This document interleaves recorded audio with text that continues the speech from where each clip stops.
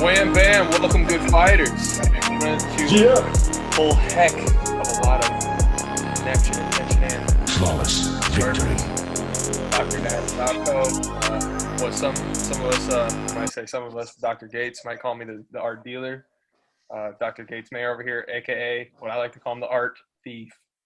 Beef is in the building. And man, it's season 2, guys. It's season 2. Holy cow, man! This is woo! I hope y'all are ready. We got something cooking up today. We got some good, old, organic, big old meal for y'all. For any of you Harry Potter fans, this one's for you. In a way. The Order of the Phoenix? Order of the Phoenix, right there. Order of the Phoenix, man. Dr. Nash, dive into a little bit about what that means to you. I know we talked about it a little bit we briefly talked about it, really, but yeah, hit me up with some of that fire, man. Well, I mean, anybody that has any background or knows what a phoenix is. So the concept of a phoenix is this rebirth cycle and rising from the ashes. And not just with Phoenix, but like in nature, that's pretty evident that that's a part of the life cycle. I mean, you look at prairie grass, even out in California with brush fires and stuff. And that is a natural part of how nature gets rid of kind of like dead weight, right? I mean, it's just like a recycling process. Like a cleansing. Yeah, cleansing, exactly. So I think that concept is something that when we move into different phases of our life, that is definitely a concept that is very applicable. It's something that I subconsciously have performed, but it's not anything that I'm going through a Phoenix phase right now. But it's something that we're talking about.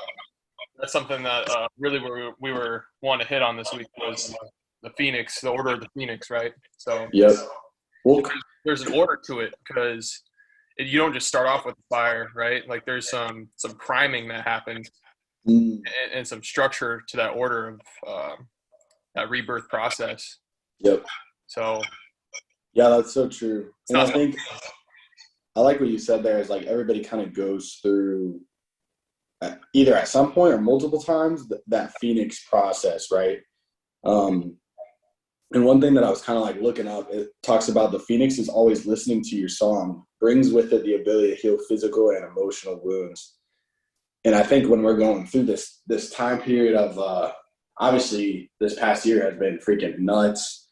And we were talking about just the intention and purpose of this episode is we just need a rebirth. We need to shed the dead weight that has been in the past, emotional, physical, whatever, and really just basically become a new self, right? And it's hard to put yourself through that fire, I guess, too, because that there's that death to an old perception of yourself. Totally. But I think it's so crucial, especially when we talk about this past year, COVID. We ended last episode, I think, on a bang. Just kind of discussing what's going on, what's going down, and now it's time to be okay, what do we do next? Where do we need to move? Where do we need to go? Right? That rebirth, right? So how do we that rebirth beyond kind of dead weight? So yeah. What you were just saying there too, man. I wholeheartily believe that in life. We really go through we're a new person almost every physically I think it's 7 months we shed enough cells that we physically are a new person, and that mental aspect of that, not getting stuck in habits that are not honoring you or your values, really got to be able to be in tune with that, because your body might be telling you something that hey, we need to kind of go through a Phoenix phase to kind of get rid of some old habits. Right. I mean, especially on that emotional aspect too, because it's easy to look at, if you have a physical pain, it's easy to be okay, I'm physically hurt. I need to move forward and figure this out. But on the emotional aspect, and we talk a lot about this with the neural integration and just how our system becomes so entrenched even emotionally. And the meaningfulness behind a rebirth, and that can be just huge. And it extends into the physical realm. So if you're dealing with the pain that way or anything, you know? I mean, so one of the hardest things about, so we both played sports, and anytime you have an injury in athletics, there's a part of that it's really hard to trust yourself, especially that whatever you injured, there's a trust process that's really difficult to get through sometimes. And to me, that's almost like getting through. I mean, you got to get through some trauma and mental blockages, but in a way, it's a bit of a rebirth process because you're never quite the same. You know, like you always have that little portion of your history, and it's not like it's a bad thing that you're not the same, but like constantly being okay with becoming somebody else or changing. I always tell people, I've had people, well, you're not the same person you were, you know, when I knew you. You're a different person. I'm like, good, right? Like Andy Frisella talks about that too. Like I don't want to be the same guy. Right. I don't want to be the same guy as I am right now as I am next month. Like I want to be on the upward trend. And yeah, it's not always like this. It's not linear. All of my ups and downs, but I want to see that trend pointing up. So, 100%. I think that's really, to me, kind of what it means to live by that order of the Phoenix in a way. Yeah, that's so huge, man. And I think like both of us talking about, because in a way, going through chiropractic school was a process of that Phoenix, right? We've touched on before, just like the evolutionary aspect of like who we were before chiropractic school and then who we became, like this vast difference. And I find it hard within myself to be like, okay, like I don't even know how to go back to the old me. Totally. You know what I mean? Like I don't even, and that is part of the Phoenix too. Like it burns up, like it becomes ash. It cannot go back into the same bird it used to be. And that's kind of how we need to become, because in school, like we went through a process and we're still going through a process even more. And I can't be the same person I used to be, who was quite honestly like lazy, didn't strive for knowledge as much, and didn't have the depth or the vibration that I'm on right now, you know? And I don't even know how I'd like, I think I would have to get knocked in the head like 20 times to go back to who I was, maybe. But I even doubt that that's even possible, man. You even that's true. Yeah, I don't know. I'd almost say that. I mean, like I said, we have literally had this time period where we're physically, biologically a different person, right? And it goes around to that same, or it's like a concept. So think about like a car, really old car, like a restored car from like 1950 or whatever. Is it the same car as it was in 1950 because it has all these, you know, new parts or whatever, or is it a different car? And I feel like that's something to me that kind of makes more sense with how we view the human body, because in my opinion, it's the philosophy of what makes you who you are. Like the matter, you know. Right. What your values stand for. The concept of Dr. Gates Mayer, right? It's not like the physical embodiment of Dr. Gates Mayer. Right. And we're always trying to, I think, reach that new concept too at the same time. But there comes that time when like you're trying to become the new being where you find yourself stuck. And I think that applies more now than ever. We found ourselves stuck in 2020. Like a lot of us are still in 2020. We're still doing the same dang thing. Totally. That we did last time. And we need to get unstuck. But the only way to do that, man, is to burn it up, burn everything up, and become a new. And this isn't like a global reset type of thing. Like we're not talking like that, you know. I ain't talking about burn down your community, man. Yeah. Ain't that. This is you becoming better, a new being for the betterment, to heal, you know? I think that's so crucial. What are you diving in today, dude? I want to hear about what you're diving into. For sure. So I've been reading Jordan Peterson's 12 Rules for Life, and I actually have his follow-up book, 12 More Rules for Life, that I haven't got. I'm just 24 total rules. 24 rules. I'm on rule number, I think I'm actually on rule number rule 9. So this is from rule 7. And rule 7 is pursue what's meaningful, not what's expedient. So I think that's something that, like, already for most grad students, that's something that, like, the concept of doing what's meaningful, not expedient, is already there. Yeah. It's that delayed gratification, not that instant gratification. And I think that's a lesson that a lot of people don't understand, that they feel like they get it, but like they don't necessarily live by it. Yeah. And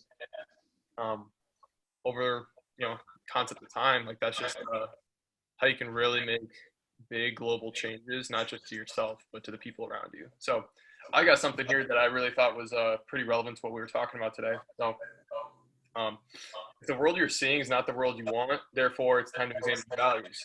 So it might even be time to sacrifice what you love best so that you become who you might become instead of staying who you are. That's what's up.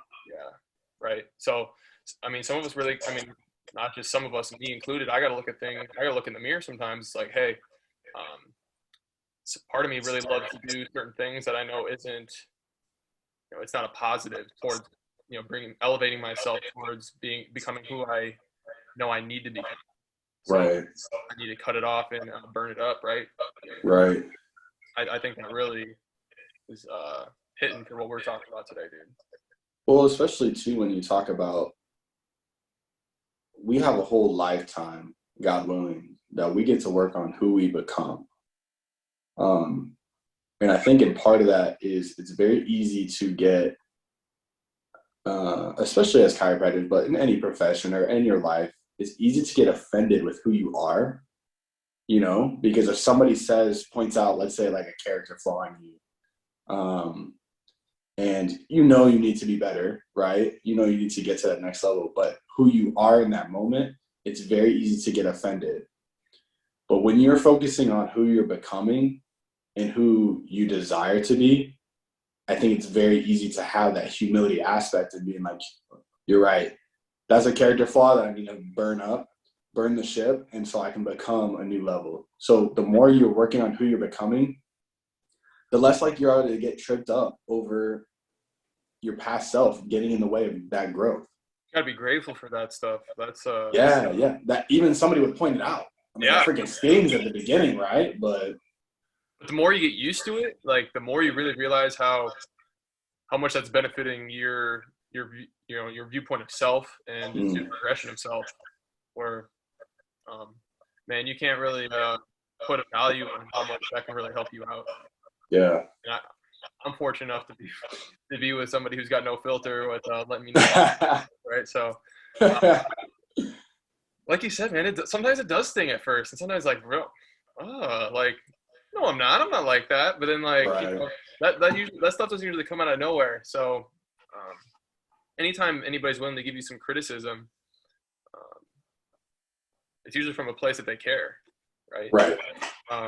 One of the things that one of my coaches can say is, you don't got to worry about when your coach is on your ass. It's when you stop hearing about being on your shit all the time, that you need to worry, because that's usually the point where they view that you're not really taking what they're saying to heart, and, like, you're not willing to change. Yeah. So you got to be willing to change, because, once people kind of stop giving you little pointers and stuff that you can improve on, in a way, that's not always a good sign. Well, I think about too, like, who you want to be as an individual as well. Like, I always want to be that person for somebody that's helping elevate others, and taking a look inward too. If I'm not engaging with other people and not trying to elevate them, and not from a point of they're right or I'm right, they're wrong, more of like a coaching aspect, like, hey, I want you to be the best version of yourself. Like, you and I, we talk about it all the time. Like, if one of us was slipping and we were just like, man, I don't know, I don't want to do this anymore, like something like that, we have to take a reevaluation and to lift each other up and be like, hey, you can do this. Here's some things to work on. Yeah. Not just point out maybe a wrongdoing. And I like what you were talking about there, because I was reading through.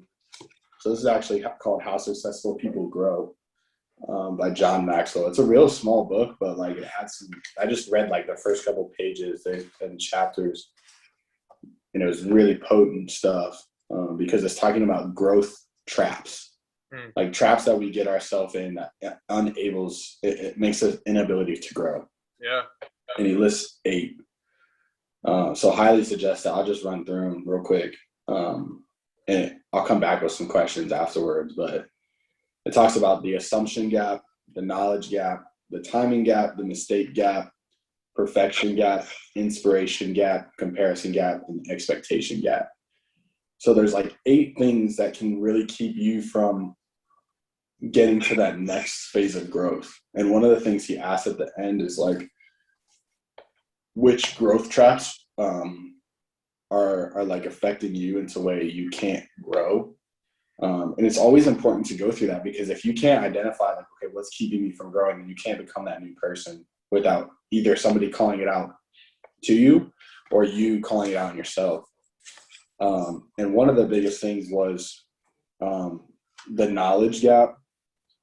And I think it's very easy for new docs to do, is like, oh, well, like, yeah, I've been through school, but I don't know enough compared to this, that, or the other thing. Or like, I haven't learned enough to speak as confidently on a subject maybe yet. And that always is in the back of my mind, is like, oh, you know, I know I'm not the smartest guy. Like, so then I usually take even more time or even procrastinate to where I'm like, I don't want to do this because I know I'm not the smartest yet. So I'm not going to create a video on it or like create content or share with somebody because I don't know enough yet. And that's always held me back. And I think us going through this is one thing that I was like, dude, I need to work on that. Like, I don't need to be a know-it-all, but I just need to be a voice of inspiration to learn. You know what I mean? Totally. And then the other one was the mistake gap.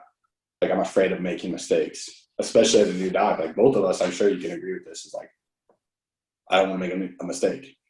I don't want to go wrong. I mean, both of us opened up our own clinic, so it's a little bit different because we're trying that aspect. Yep.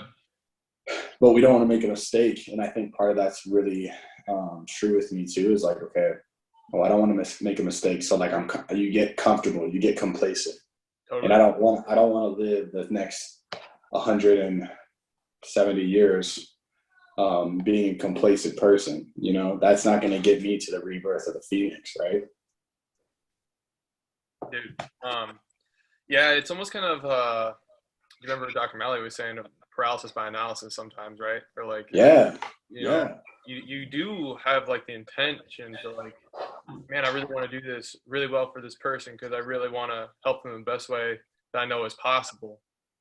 But in a way, you're really just trying to analyze so much and really trying to like rack your brain for what's the best possible thing, and like to some extent, that's inhibiting you from really growing as a person and, you know, helping out that person anyway. Right. Because I mean, time's the only commodity that we can't get more of. Right. It's only fixed. Right. And I always have to remind myself, like Bruce Lee used to talk about the key of simplicity, and how much that actually allows you to grow. Like, I don't have to know. If I spend my whole life trying to know everything at one single moment, it's not going to happen. For sure. But if I simplify it into chunks at a time, groups at a time, moving forward, then the growth is going to be exponential. But man, it's so hard to let go of. It really is. But I want to. And that's just one thing that I thought when I was reading through that yesterday. But it takes those steps, right? 100%. And it definitely ties in with being able to kind of slough off some of that unneeded weight, you know? Right. Oh, it definitely does weigh you down, for sure. Yeah. That unnecessary weight, that's kind of preventing you from, like you were just saying, elevating. And just keep empowering, you know, not just yourself, but the people that are around you too, to keep making those same steps. Because, like you said, you're not perfect. You're not the smartest guy, and neither am I. And I don't think people expect us to be. I think what really people are looking for is somebody who genuinely has the intention to do what they feel is best for them. They have that, like we say at the beginning of every show, they have that intention to do what's best for them with a guided purpose, and more importantly, doing it in a connected way. Yep. And we say that every time, and that just clicks. So What comes into this order of the Phoenix realm, I should say. right. Oh, dude, that's great. Well, another thing that I was kind of thinking about with not just this book, but just with what we're talking about today. So, I mean, you and I, we've been kind of pushing each other recently, especially with getting more on top of our training. Yeah, for sure. You know, in a way, that in itself has really kind of helped me reflect on my overall training process, and I really had to let go on some of my old training patterns that Yeah.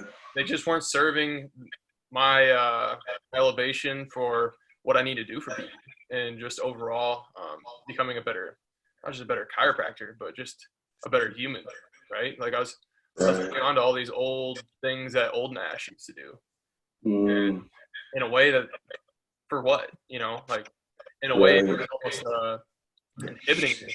Like I was just really holding on to these other things for either for vanity or for other reasons, that just like comparing myself to others. Like that's the last thing I need to be doing, is comparing myself to others or compare myself to old Nash. Because I mean, the only person I really need to compare myself to is the guy I was yesterday. Just be a little bit better than him. And you know, if I can keep doing that for the next 173 years, I'll be good. Yep, that's for dang sure, dude. That's sick, man. Yeah, I like what you said there though too about when it comes to exercise too, because we do it a lot, right? We tend to stick to patterns we're comfortable in and workouts we're comfortable in, but using that almost as the gateway too to become the Phoenix we're supposed to be. Because if we switch out the workout game, like imagine, or the training game, like imagine what that does for our emotional aspect, or mental, even that one switch can impact the whole rest, or whether it's food. It just takes that one thing, I feel like, to make that paradigm shift as a whole. Cascade. That cascading effect, Yeah. Even today, man, I was literally like, so I mean, I usually have an intention every day. Like I need to get out there. I need to do something productive. I mean, just outside of what we do, I always warm up all that, but I usually have some intention to take my body through some sort of, not just training, but just movement, something beneficial for my body. And today I was really like, I'm going to do something, what I normally would do on a Thursday is heavy leg day. And today it just really was like, kind of clicked and was like, I already know that like it's going to put me in a more sympathetic state that's really not going to be serving me all that well like I could if I do kind of like the opposites, that yin and yang, where get me really sympathetic, or I can really do something with some breath work and some yoga that can really get me grounded with where I'm at. And you know, that's something I really got, you know, just I think that awareness key, that self-awareness is something that we need to get on. You need to get on, and you need to get your friends on, and your patients. It's astounding how many patients come through and you adjust them on the first time. They're like, I don't know what it is, but I can feel things that I haven't felt. Even if it's as simple as like, I feel like I'm walking. Like I had a patient say this. He's like, I feel like I'm walking different. Like I don't know how to explain it. I just feel like I'm walking different. I had a guy today who felt like he played the best game of video games in his life yesterday, with his like reaction time and his wrist mobility. I'm like, hey, man, that's PR, baby. Yeah, right. PRing on the video games, but chiropractic, baby. Yeah. So no, dude, I get that's great. Yeah. Getting people to feel things that are perceived things that they haven't had the ability to be aware of before. So. Yeah. Oh, I love it. What would you say is your intention for, I guess, this next phase of your life, Gates, to kind of work through as far as things that you can burn up or slough off? Dude, great question. I was thinking about this a lot, of like what type of vibe I want to in my office, because I don't want to replicate anybody's vibe. Because if I start to replicate, then it's not going to be authentic, and I'm not going to get the connection, attention, purpose that I want to across. So I think the biggest thing and I was actually just thinking about this this morning after my elevation breathing was I want to be that refresher.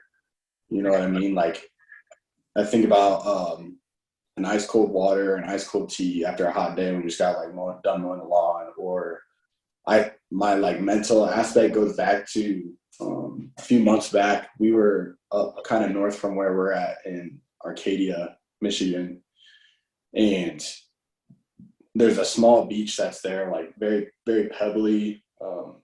It's not like a smooth sand beach necessarily, but the water was like, it was like that perfect temperature of cold where you walk in and you just feel like refreshed, you feel cleansed.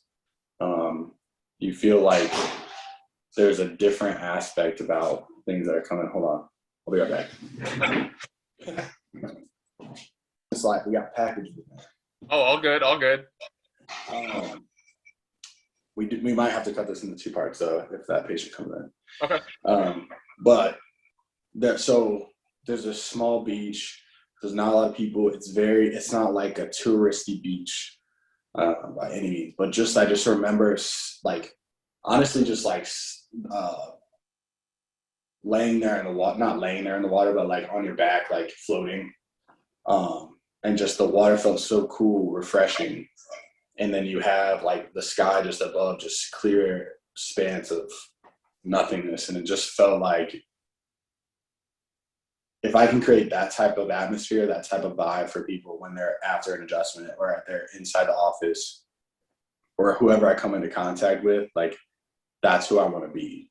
Nice. I want to be somebody where somebody comes in, they're just like, dang, like I was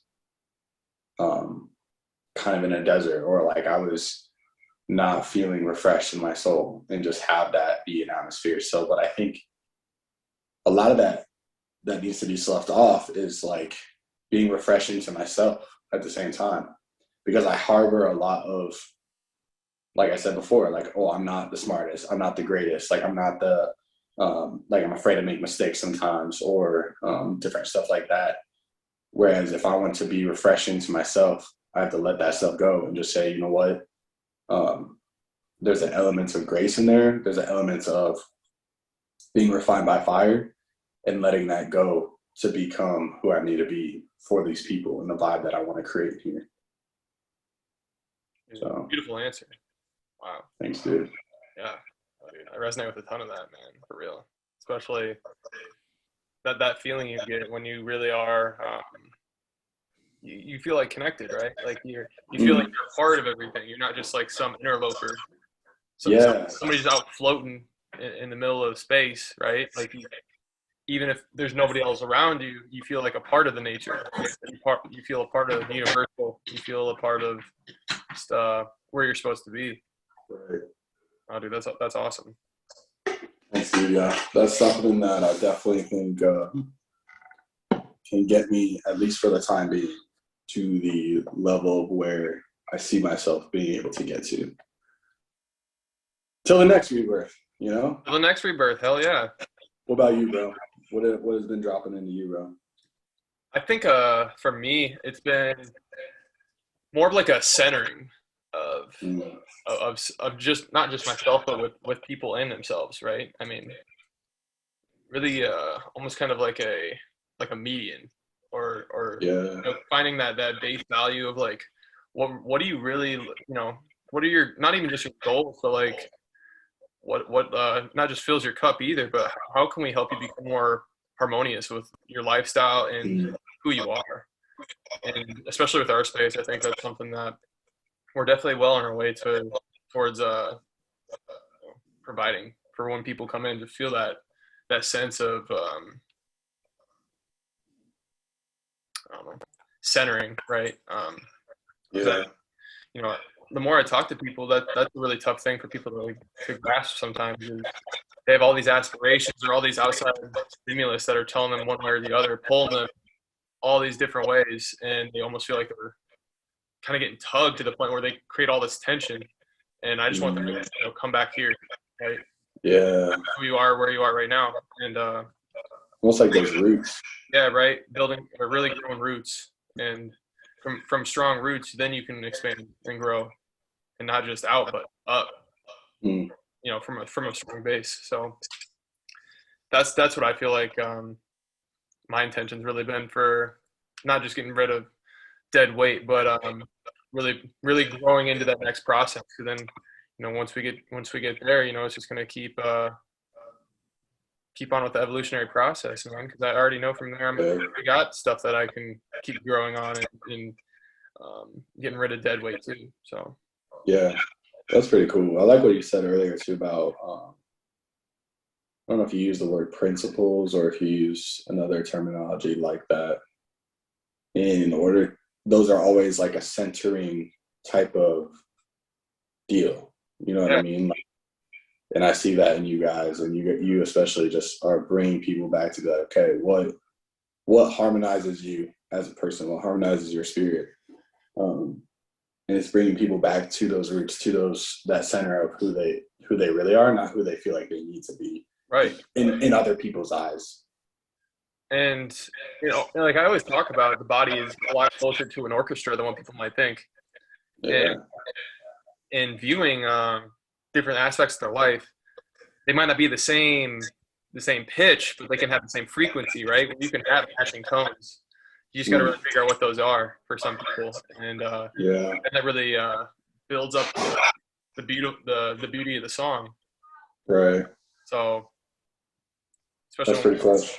when we talk about tone, that's really one of the things that comes to mind a lot. So, One second, man. yeah. Hey, bro, we're gonna have to cut this into 2 parts. It's all right. Welcome back, good fighters. We're back. Quick intermission of the service from the art thief, baby. Some thievery just went down, happened. Life of art. And a patient left refreshed, baby. We got woo! Speaking into existence, man. Applying it right now. Yes, sir. We put it in play real quick here on the Good Fighter podcast. You guys know us, connection, intention, purpose. Heck yeah. We're not blowing smoke around here. No, that ain't our game. Never has been, never will be. Nope. Yo, so I kind of wanted to hit on this little paragraph that I have in 12 Rules. So, same chapter 7. The person who wishes to alleviate suffering, who wants to rectify the flaws in the being, who wants to bring about the best of all possible futures, who wants to create heaven on earth, will make the greatest of sacrifices of self and child, of everything that is loved, to live a life aimed at the good. There's some really good stuff in here. Yeah. Dr. Peterson, he tries a lot. The principles that he goes through, multiple things that a lot of people really get on with, like the Bible, but he also hits on things from like philosophers like Socrates and so many other institutes like Friedrich Nietzsche. I know I'm butchering that, but he hits on a bunch of different topics, and that right there, he talking about your wish to alleviate suffering and the sacrifices that it requires. I mean, the delay of instant gratification is huge. Yeah. I mean, definitely, I feel that, especially as a business owner, man. For sure, exactly. You feel that. Nothing will make you feel that more, I feel like, than that. Totally. Other than maybe having a kid. And when you do both of those together, like your boy. Yeah, your boy. You're about to have a little accomplice in the art thievery coming up. Dude, I'm so excited, dude. I think we said this before, but as soon as that kid pops out the womb, I'm so excited to get that C1 moving. Yeah, man. That's going to be the highlight of my life, man. Dude, you'll be dad of the century, dude. Thanks, bro. I hope so. Yeah. I don't know. I just I've been talking with people too that we've got a few students here around me that are looking to go into chiropractic. And one thing that I talk about is they ask me about my journey, my path. And unfortunately, sometimes people get this connotation or idea that, once you graduate, then you're the doctor, and then it's just like blue skies and rainbows, right? And yeah. That's just not it. I mean, the school process is delayed gratification within itself. and people think that like that's just the extent of it, but really you've already invested so much delay of gratification that like, it just pays even much more to just keep going. Yeah. That self-discipline or discipline of self is huge. Yeah. I wrote something down about discipline of self comparative to self-discipline the other day. Tell me what you think. This is you wrote this down yesterday, or you wrote this down like in school? No, I wrote this down like a couple days ago. Oh, bet. So, the conscious and subconscious effort of manifesting what is positive to the progression of self.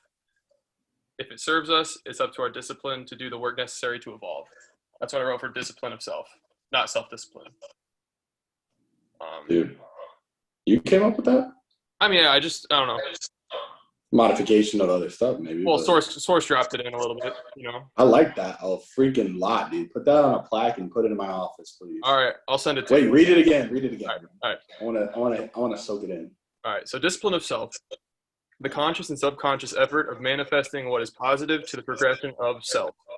If it serves us, it's up to our discipline to do the work necessary to evolve. Ruminating that, y'all. I don't know. I've always had a lot of relief and just it's a form of therapy. I know that for a lot of people, just like the creative process of just writing things out or whatever's on your mind. And for me, I like doing stuff like that where I kind of speak on what I'm feeling, or anytime I can really be uninhibited and connected to whatever I'm doing. BJ talks about thought flashes, right? And I feel like THOT. THOT. And that's I guess that was a thought flash that I was like, I want to write down because somebody's talking about self-discipline, and I always wanted to flip it, like self-discipline, it's discipline of self. Yeah. That Yeah. a lot more meaning. Well, go ahead. Yeah. I was gonna say,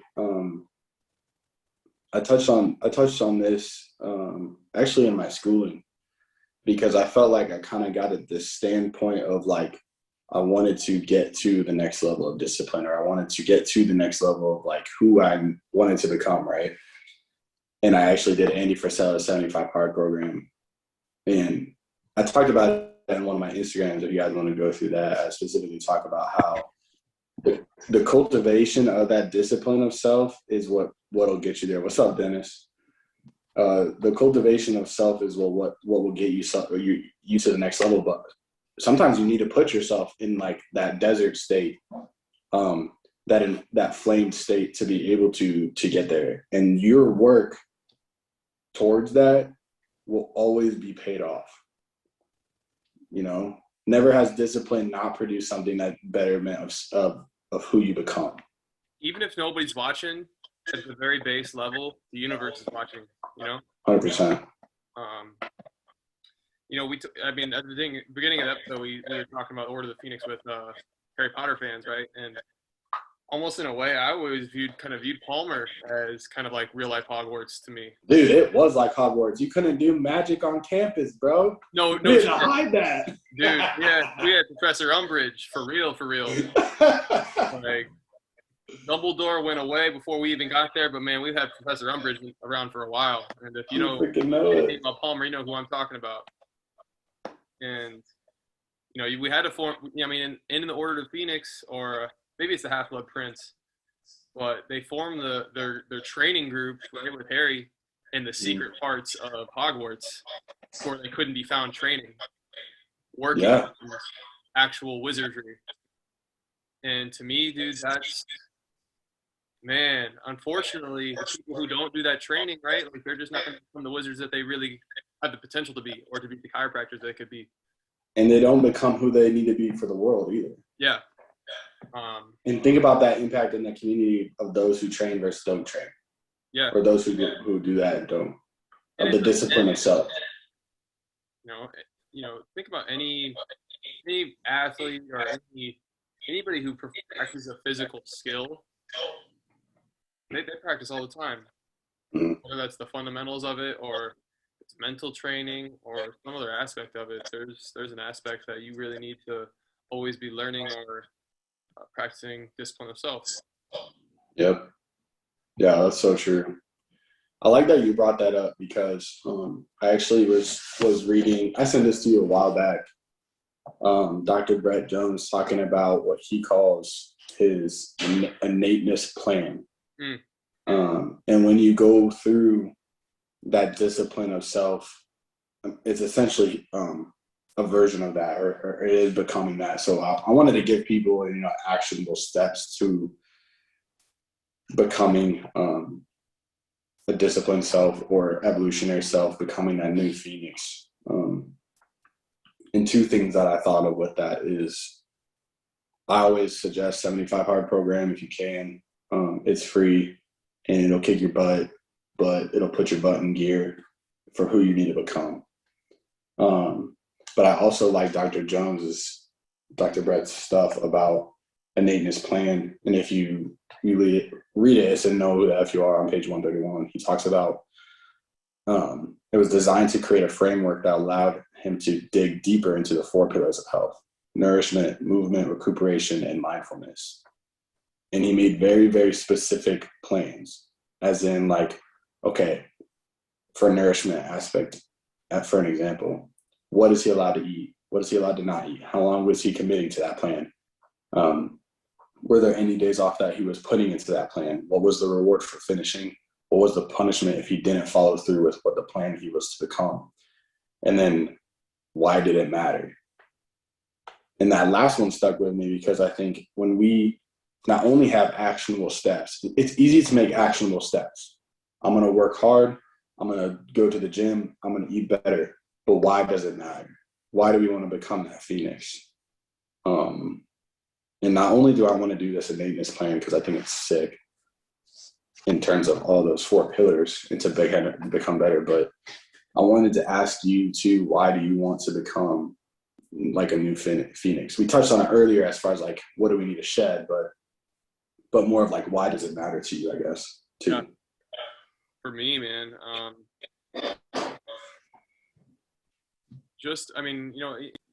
throughout life, right, we're always programmed to get to that next level, right? And we graduate, and then we don a new title. So we get to elementary school or middle school. We graduate middle school, become high school.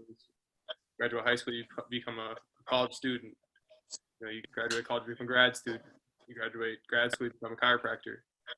And those are almost superficial, right? And I think that concept of always working towards something greater than yourself is something that I've always valued for me.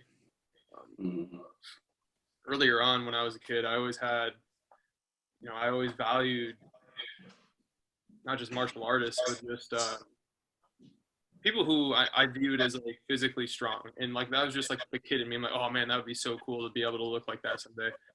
And the truth of the matter is, most times with people who are truly strong, they are even stronger of mind and discipline a lot of the time. Yeah.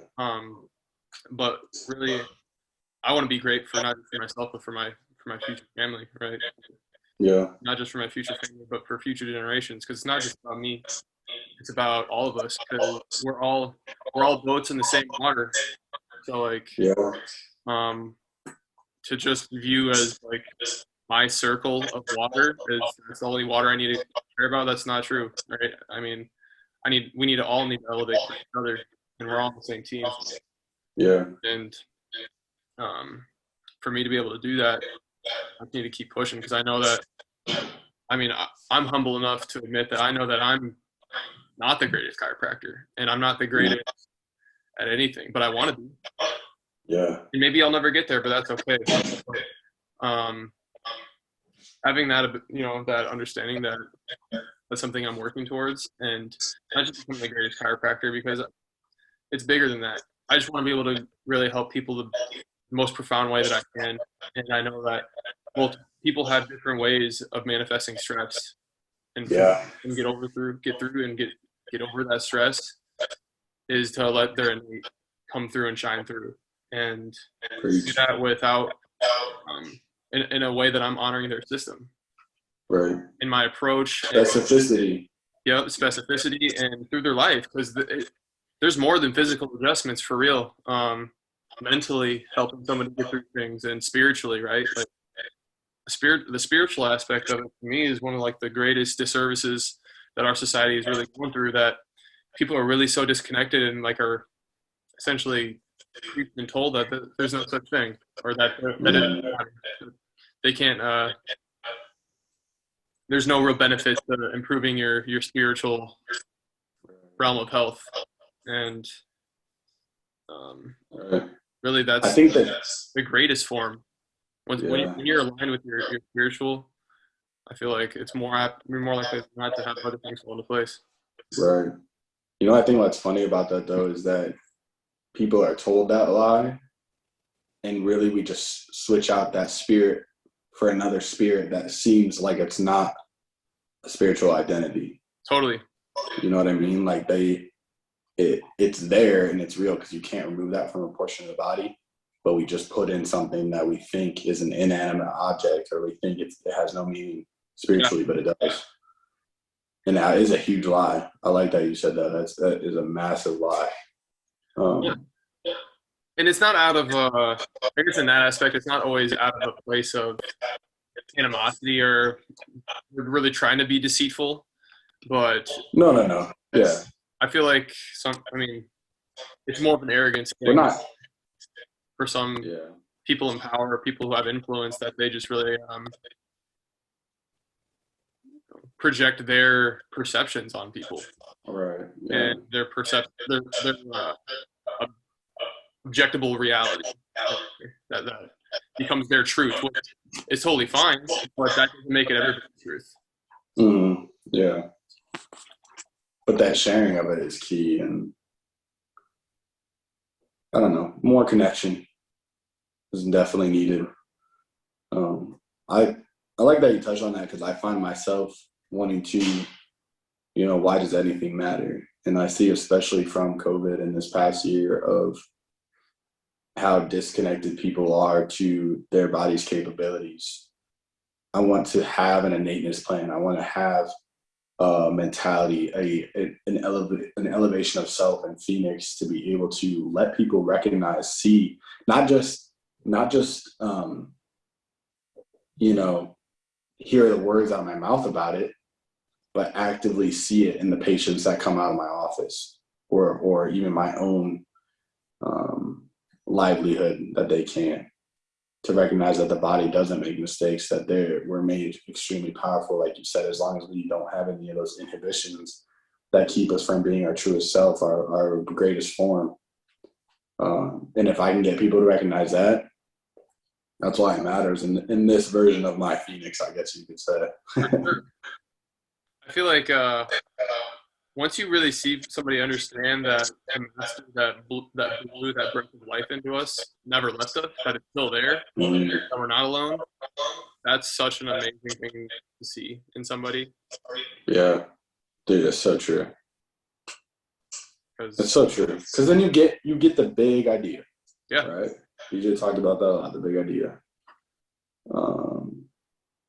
And I mean, I feel like ultimately there's a kind of a fear of death in our society too, and in a way that's Yeah. another transition or another rebirthing process. Yeah. And not necessarily maybe, I don't know. It's hard for anybody to actually say for sure, but reincarnation, whatever, maybe that's not necessarily it. Maybe it is, but well, there's some rebirthing process either way. Yeah. You know, either it's that, whatever you believe, and that's what you believe to be the next thing. Even if it is ultimately death, even if it is just dirt, that's still a rebirth into the dirt, right? Totally. Yeah, I mean, well, the only thing, like I said before, that we have limited while we're here, the only limited currency is time, that we can literally just never get more of it, no matter how successful you become financially, no matter how strong you become physically, doesn't matter. You can't get more. Yeah. We all have the same amount every day. We all have the same amount of time currency. So we're all the same. How do you use all the same. Yep. How are you going to use it? We all have the same time. We all have the same currency. What are you going to do with it? And go, kind of coming back around to where we ended season 1 with COVID, right? We had this whole last year where a big amount of time currency for people was spent on telling them that health is something that can be impacted by their next door neighbor, that health is something that is an external source. Hey, get out of there. Yeah. But I think that's something that is one of the most powerful things that we get to bring people is it's not this mysterious, unattainable thing that is only up there for people who are physically fit or physically, have all these external qualities, right? Yeah. Yeah, there's aspects to that you should adopt and that you should have a part of your lifestyle, but you don't need to look like the movie stars, or you need to like have all these, these Instagram followers or all these external validations to be guilty. And there's nothing to be afraid of out there, really, when it comes to health. I tell all my patients that, man, it's not a lottery system. Uh-huh. It's not how this works. Yeah. Health is not a lottery system. If I had to, do you have anything else? No. Okay. I was going to say, if I had to wrap it up, health is not a lottery system. And touching on what we touched on season 1, you got to break the wheel. Okay. You got to go after your belief, the biology of it. Who are you going to become? Who have you been in order to be a phoenix, in order to be from the fire? The whole season 1 that we talked about, man, that's just the ground rules. Now it's time to become who people need to be. Delay that instant gratification and become something greater. Because that's what investing is. Invest your time into something greater than yourself. I really do. I really hope that whoever is listening to this, even if it's just you and me, Gates, man, I appreciate you so much. You too, brother. All right. I think that's a great place to end this episode of season 2. Deuce. Coming right season back. 2. Episode 2 coming right up at you. All right, Gates. All right, buddy. Good fighters. Share your fights with us. You can share them in the comments, whatever you like. Reach out to us like we always say on social media platforms. Shoot your Insta real quick, Nash. Instagram, DC_Nash_T, or Complete Connection Chiropractic, located in Iowa. Gatesmayer _DC, GATESMAIER, or OneAsway_GR. Hit us up, y'all. Good fighters.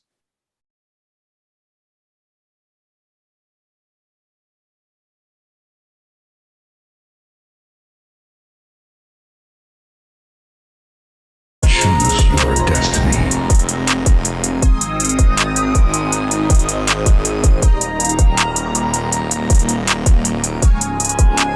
Raiden wins.